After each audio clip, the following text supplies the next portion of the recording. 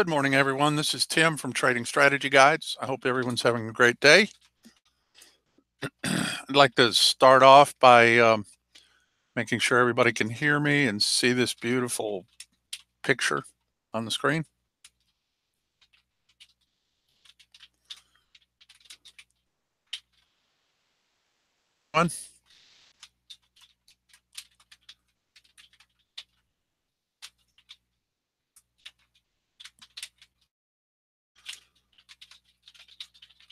Okay, we'll give it just a couple of minutes and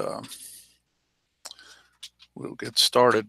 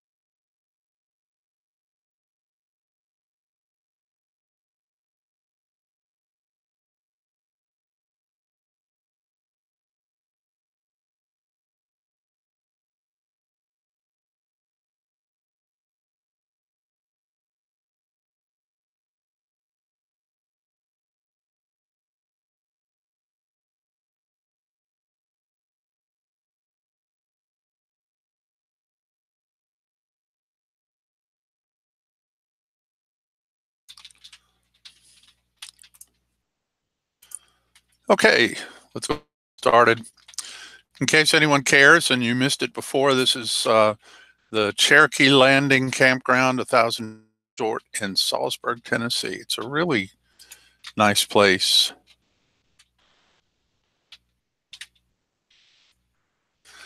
I enjoy it, very peaceful.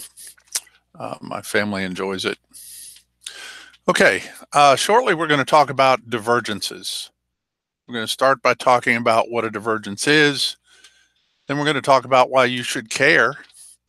And then I'll show you what they look like and how to spot them. But first, let me tell you that if you hang around the webinar, I'll be sharing another one of my trading maxims with you. So this shouldn't take too long.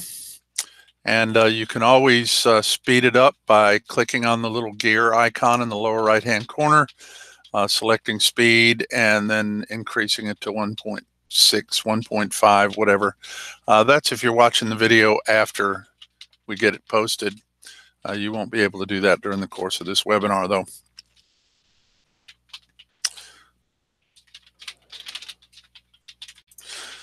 Okay. You have a divergence when price makes a lower low and some type of oscillator indicator makes a higher high, or just the opposite. Price makes a higher high and the oscillator makes a lower high. When a divergence is combined with a rolling off of volume, and you guys know how much I love confirming moves with volume. In other words, a reduction in the interest. When volume rolls off, that means the interest in the trade or interest in the price direction is waning, and fewer people are interested in the move, so the move slows down. When you combine those two things, you get a powerful indicator of a price action directional change, a reversal or a retracement. Why should you even care about divergences? Well, for that very reason. They give you a fairly significant advance warning of price change, price direction change, reversal, retracement. They can tell you when your trend is about to change or pull back. Gives you edge you need to get a great trade opportunity, or to let you know when it's time to take the trade off and move on.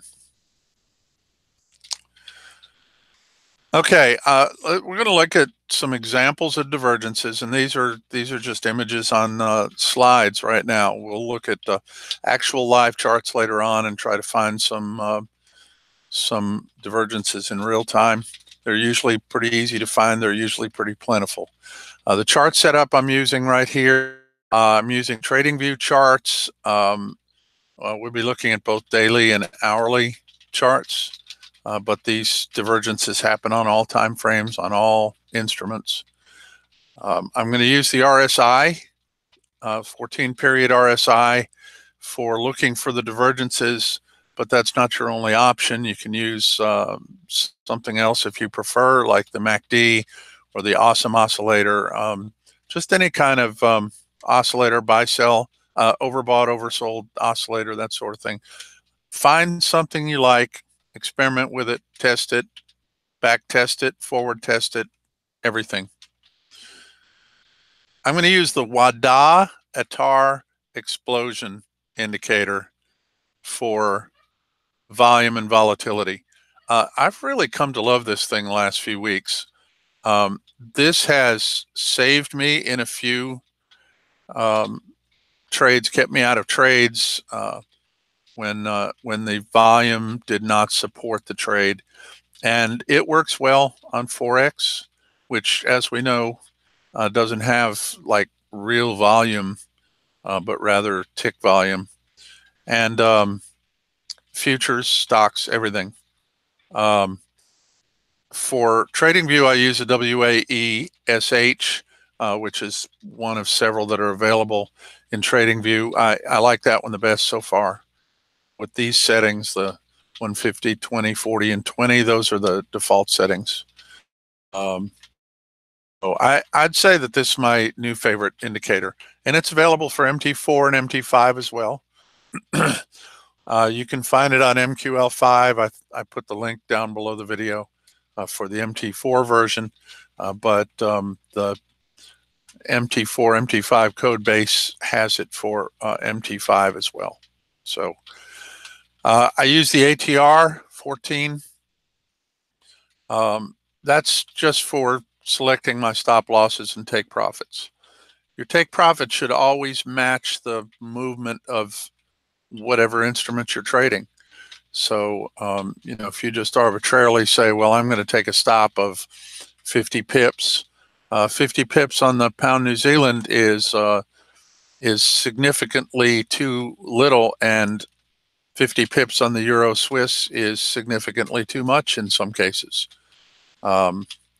So use the ATR for your stop losses. I like to use 1.5 times the ATR for my stop loss and 1 time the ATR for my initial take profit to get a little profit off on the trade. Okay, so first chart we're going to look at is a daily crude chart. As you can see, I marked off a few divergences here. This one you can see worked out nicely. The RSI moved up as price was moving down, which is a signal that a reversal could happen. The volume during the course of this down move went down significantly. And of course, the reversal was fairly significant then. You can see that this situation right here, not quite as clear cut, and it's not as big. So I have no idea. We'll just have to keep an eye on this one, but this could continue on up.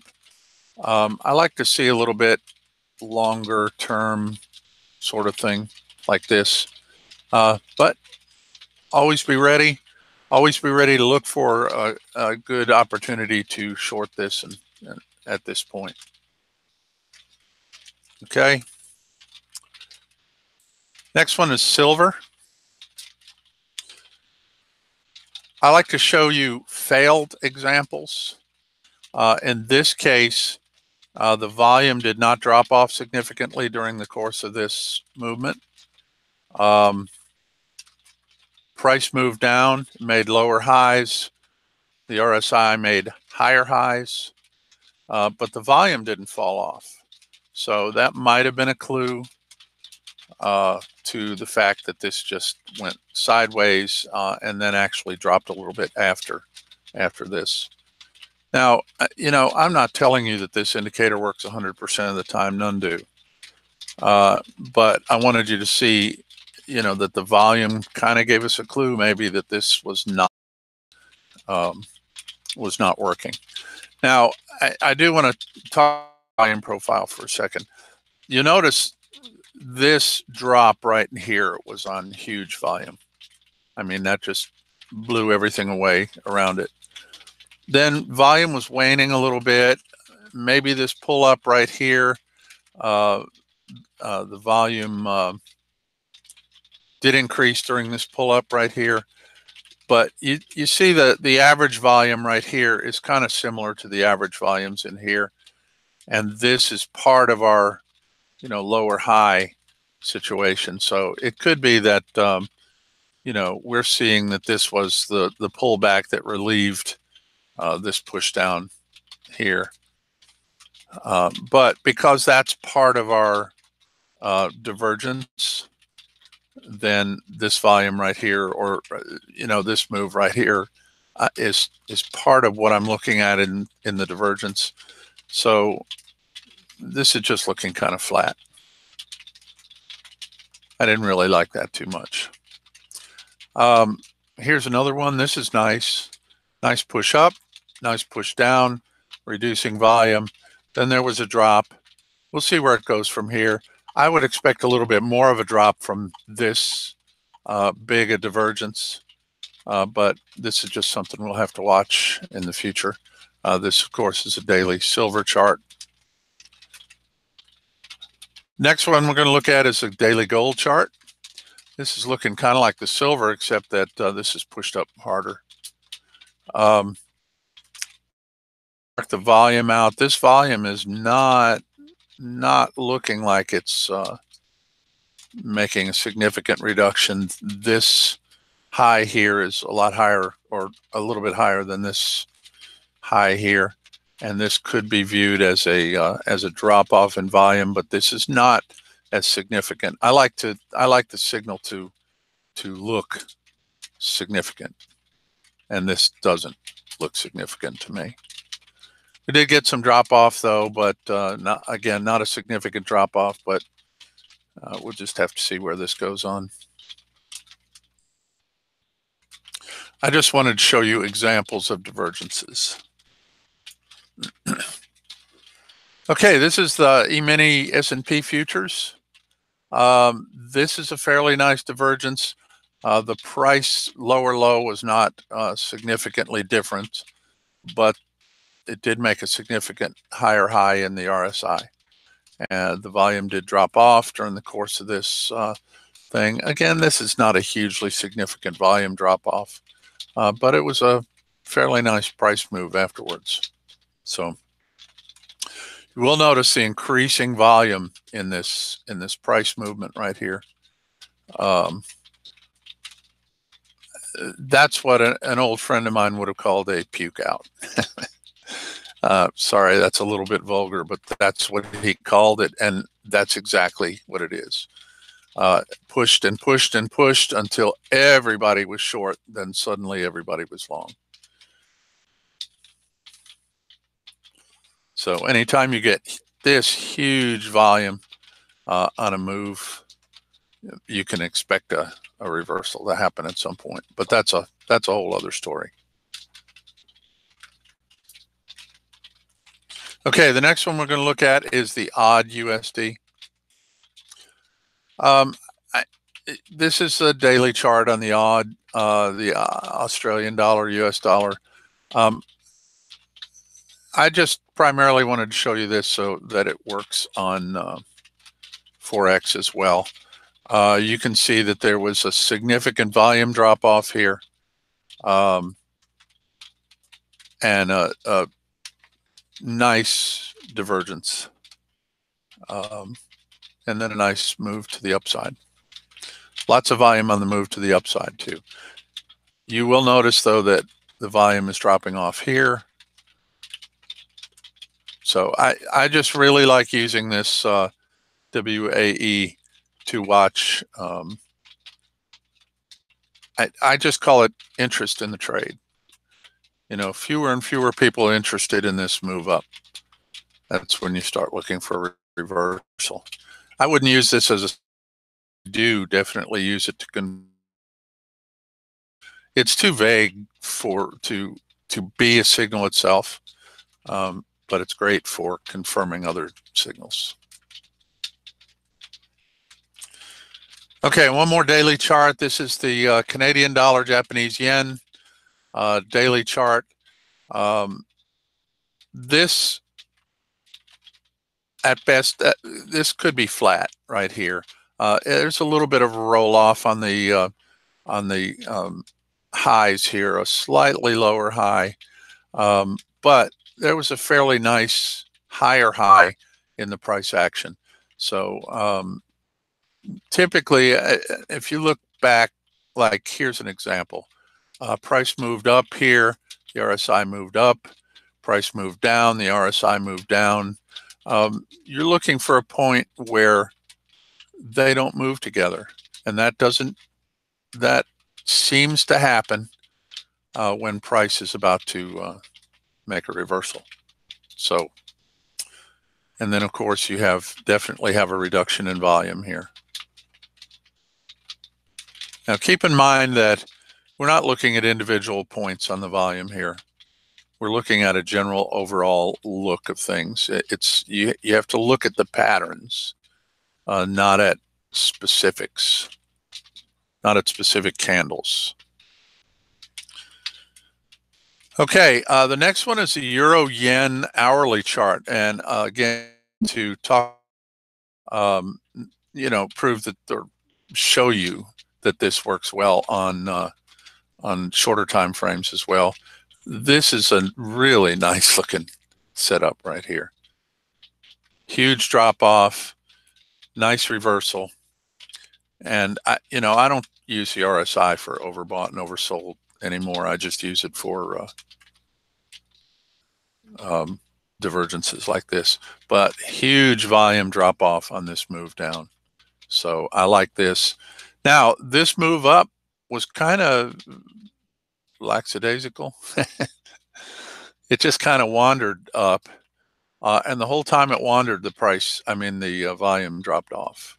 So I wanted to point out that just this suggests that if you were in this trade long and maybe you got a little bit of profit in here and you were letting the rest of it run, the volume was dropping off in this move. The highs in the volume were lower. So I would have definitely been keeping my trailing stop tight during this time. And now we got a divergence at the top of this move. Now this was last night about 9 p.m. New York time that I looked at this chart.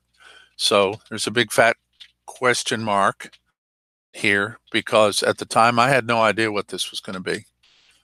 And this is real world right here. This kind of stuff, I'm just picking them out to show you what they look like. This is real world. Is this going to be a valid opportunity or not? When you see this, this, I would use a divergence to support some other type of signal. So if you use Bollinger Bands, for example, and this was at the top of the band and you're looking to go short, this is a nice looking confirmation for that.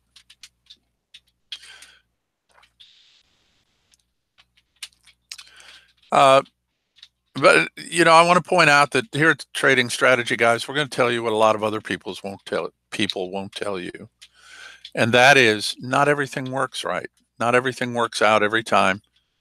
We're not cherry picking results to make us look better. We are looking at the real world, real trading. We're not just analysts. I'm an actual trader. My analysis is for trading, not to say, well, you know, the widget is gonna go up, and but it may go down first. You know, analysts don't understand trading. So in the real world, when you see this nice move right here, and I can say, well, you know, this makes us think that we're going down, but it didn't work this time. Okay, it doesn't work 100% of the time. This is this chart is from maybe an hour and a half or so ago. So as you can see, this that I picked out last night did not work. These strategies don't work every single time, and no strategy is 100%. And if someone is telling you their strategy wins 100% of the time, you need to look behind the curtain. You need to see who's making the smoke and running their mouths, and because nothing works 100%. But we can take these signals, like these divergences, for example, and use them to get an edge in the market. And then it's a matter of playing that edge. So don't think that when I show you something, it's going to work any better than something that you can find yourself. Okay? If you find a divergence that I don't see, more power to you. Look for your entry signal. But protect your trade. Always put a stop loss out there. That's the reason why I preach about protecting your account all the time. You don't have to put hard stops in the market every time. That's not what I'm saying. I recommend that, but that's not what I'm saying. If you have a problem taking stops because you want to give it a better chance, or you have fear of loss, or fear of greed, or greed, or some other issue like that, then put the hard stop in there and stick with it. But if you're okay with taking a stop, saying this isn't working, I'm out of here, mental stops are fine. The only thing about mental stops is they won't protect you in a, you know, say a flash crash. But if you get caught in a flash crash, there's not much you can do anyway. It's likely that your hard stop is going to be slipped. So you can't worry about stuff like that. Plan your whole trade in advance. Then you don't have to figure this stuff out when you're in the heat of the battle. Okay. Next chart I'm going to look at, New Zealand Swiss 60-minute. Here's another one that really hasn't played out yet. The truth is, I didn't look at it this morning. I forgot about it. But it's a nice looking divergence right here, and it's started to move to the downside. Again, I haven't identified any signals here. All I'm showing you is divergences, and I recommend you use divergences to confirm other signals. Okay, one more slide to show you. This is the Australian dollar, Japanese yen. Again, this is a really nice divergence, but this really hasn't completely played out yet. Again, this was about 9 o'clock last night, New York time, so maybe 12 hours ago. And I haven't looked at this one this morning either. Okay, let's switch over to the live charts now and see what we can see.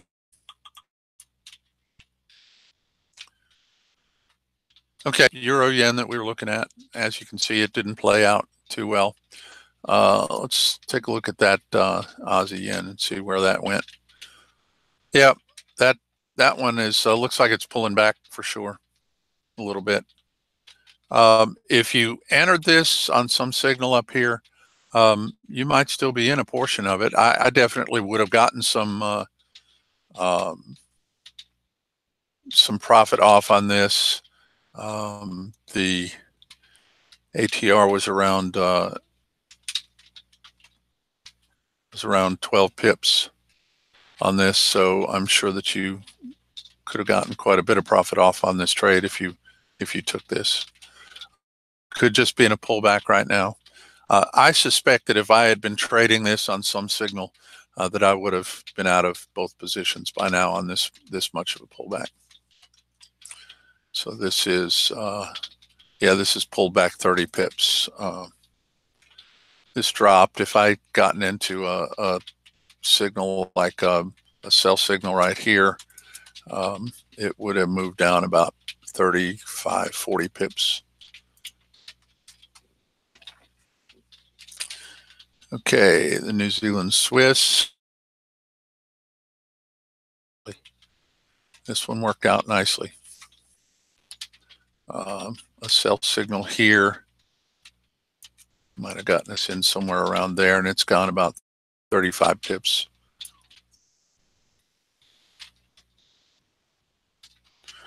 And the ATR was about 8. That's pretty small ATR.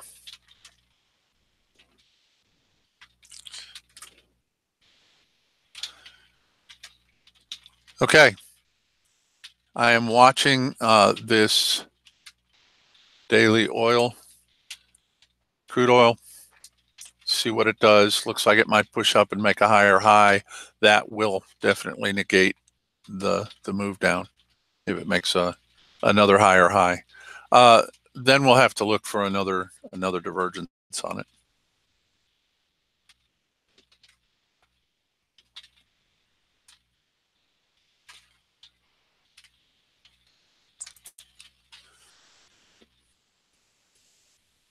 Okay.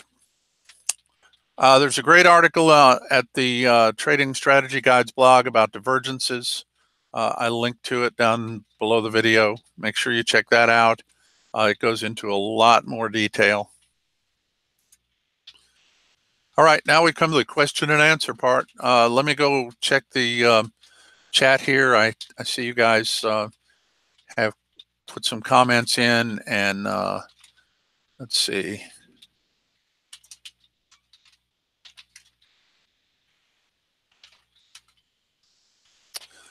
Yes, analyze dollar Swiss. This, oh, you want me to take a look at dollar Swiss right now? Sure, I can do that.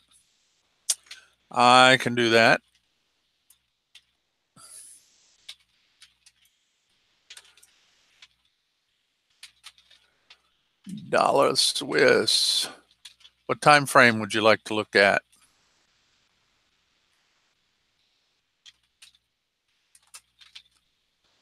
I mean, I typically look at the daily time frame. This looks like there might be a kind of a wimpy divergence on this right here from here up and here down. I say it's wimpy because this is pushed up a little, this is pushed down a little. There's not volume support. The volume is just kind of sideways the whole time, I think. So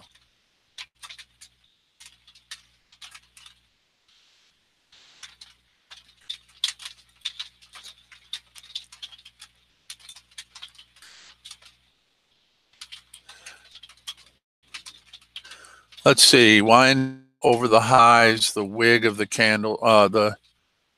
Let's see. Oswald, I'm trying to. Okay, I think I know what you're asking. Let's go back to one of these charts that I analyzed. Basically, what I was looking at here is I was looking at the point at which the RSI was at its lowest, which is the reason why sometimes the RSI doesn't match up exactly to the push down. The RSI is based on the close of the candle. So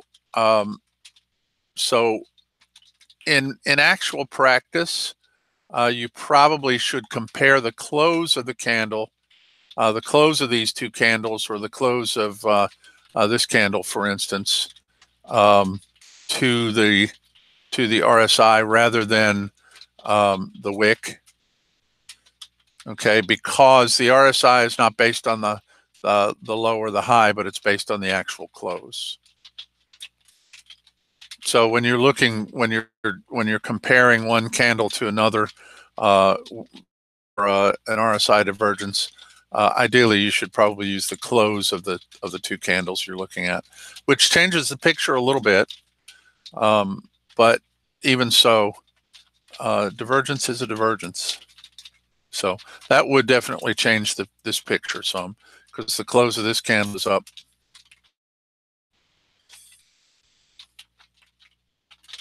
So you might want to compare it to close of this candle, which is also up. So keep that in mind. The RSI is based on the close of each of these candles. So it might even help to switch your charts over to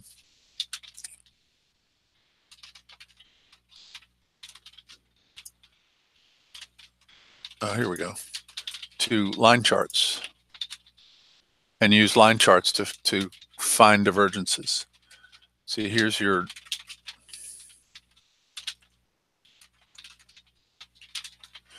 you might find that to be easier. I'm just so used to using candles that I don't think about that anymore.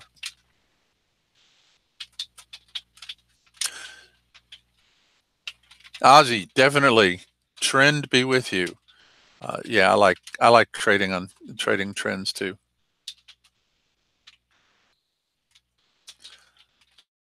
Yes, you can use this on any time frame,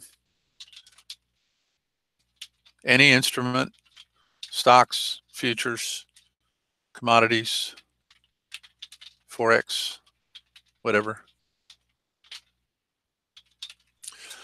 In a strong trend, divergence doesn't work or is very bad. In a strong trend, you are most likely not going to get volume confirmation.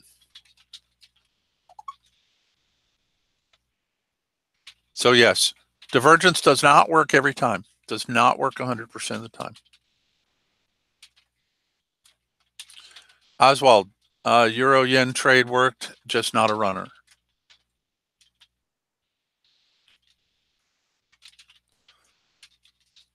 Oops, let me.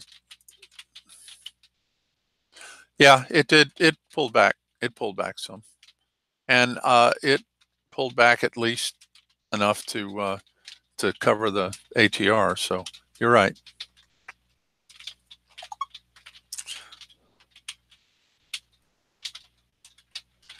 There's a divergence I didn't indicate. That's possible. It was late last night.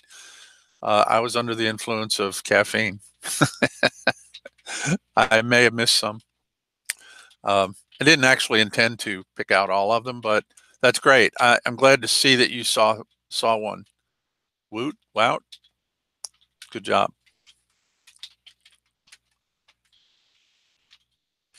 Ozzy suggests changing the indicator parameters and trying a smaller time frame. No doubt. Experiment with this.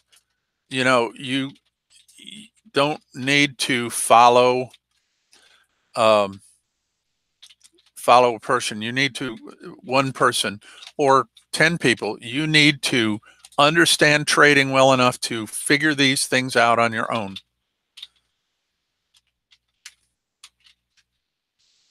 Try things out, experiment, back test, forward test. If you don't know how to do these things, you're not going to be a successful trader, because the market changes. The market changes from minute to minute, day to day, week to week. A strategy you're using today may not work tomorrow. I've had this happen to me. It was very distressing in my early trading career, when I would have a successful strategy that's making me great money for a few months, and then all of a sudden it stops working. And the problem was not the strategy. Well, obviously the strategy stopped working.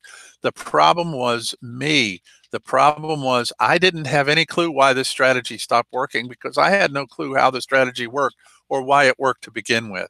So you need to understand testing, testing, the more you back test, the more you manipulate the settings on these indicators and see how it changes the indicator, the more you're going to realize, the more you're going to learn, and the better the trader you're going to be.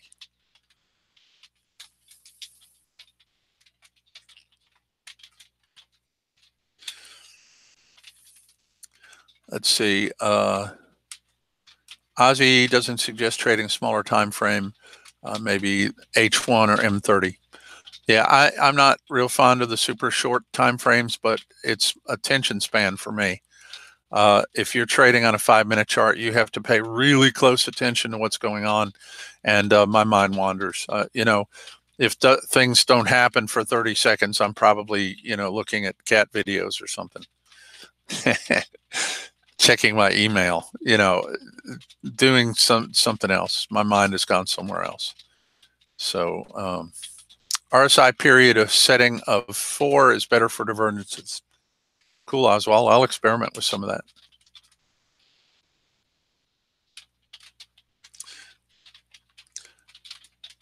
Oswald says, do you realize that your strategy is using something that is out of the ordinary? No, actually, I didn't. I have been accused of thinking outside of the box, but I've been a software engineer all my life, and I always come up with weird, off-the-wall solutions for things. But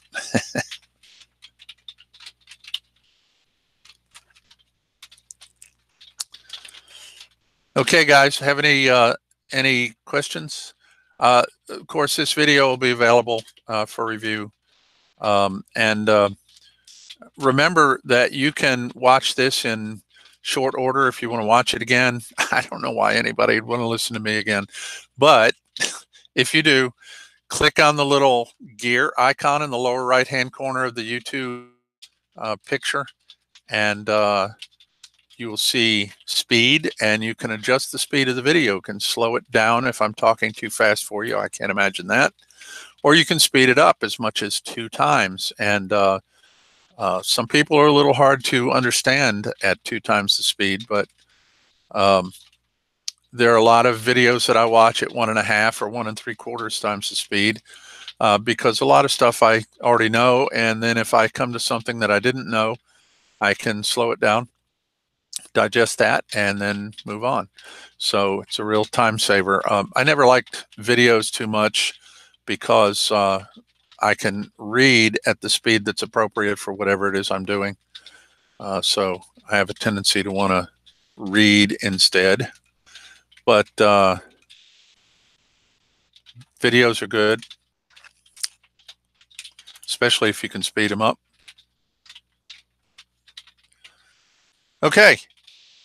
Well, if there are no more questions, I'm going to keep my promise and share another one of my trading maxims with you.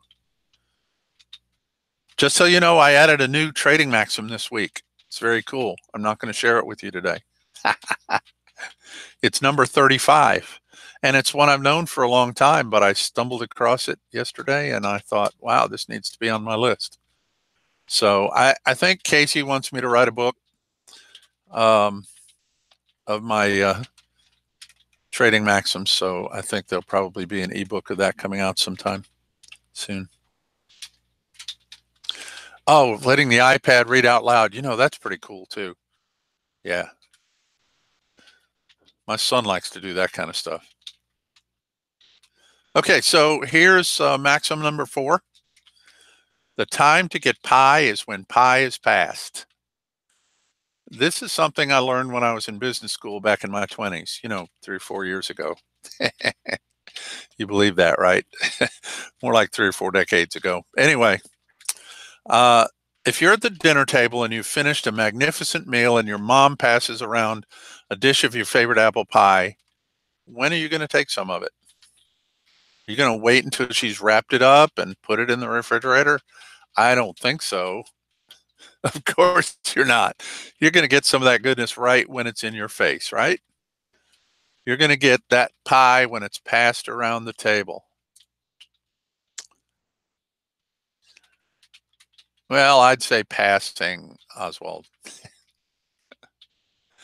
Okay, for those of you who don't get this analogy, pi equals profit.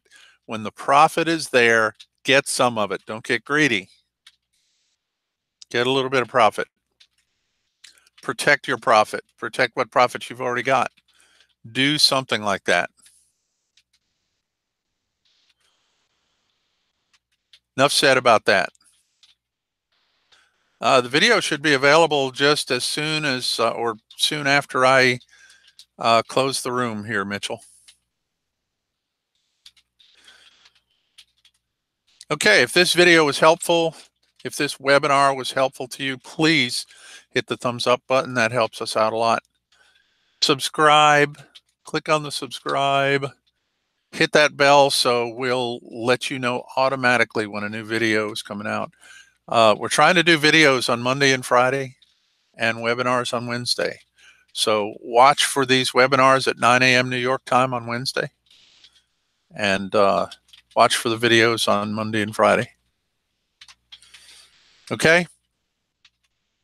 I think my good buddy Ben put a questionnaire out somewhere. Where did he put that?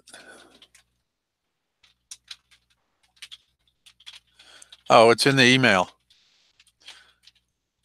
Ask you what topics you want to see training on. Training is my middle name. It always has been. Taught college level. I should say tech school level, not like university level, but I like teaching, answering questions, that kind of thing. Woot, wout, thank you. I hope I pronounced that right somehow. We appreciate it. You're welcome. Okay, you guys, if there are no more questions, then we'll take off.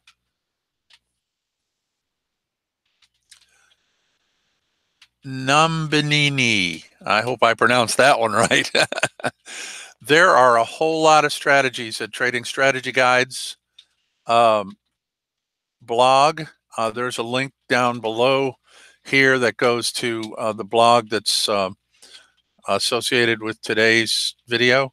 But there are hundreds, literally hundreds of strategies at Trading Strategy Guides. Thank you, Ben. There's the Google form. Tell us what you want. What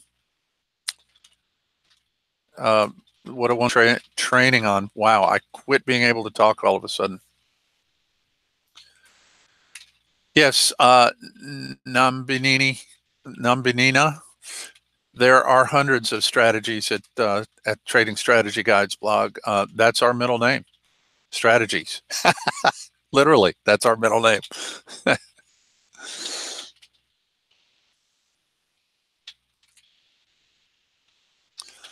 Yeah, 1 minute and 3 minute charts. I have a hard time keeping up with those.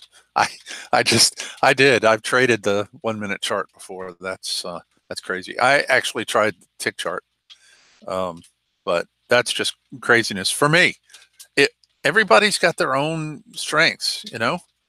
I know a guy who could watch the 1 minute chart with laser focus for 24 hours a day, barely eat and sleep, and he was good. He was really good. I tried to keep up with him. I couldn't. It was a waste of time.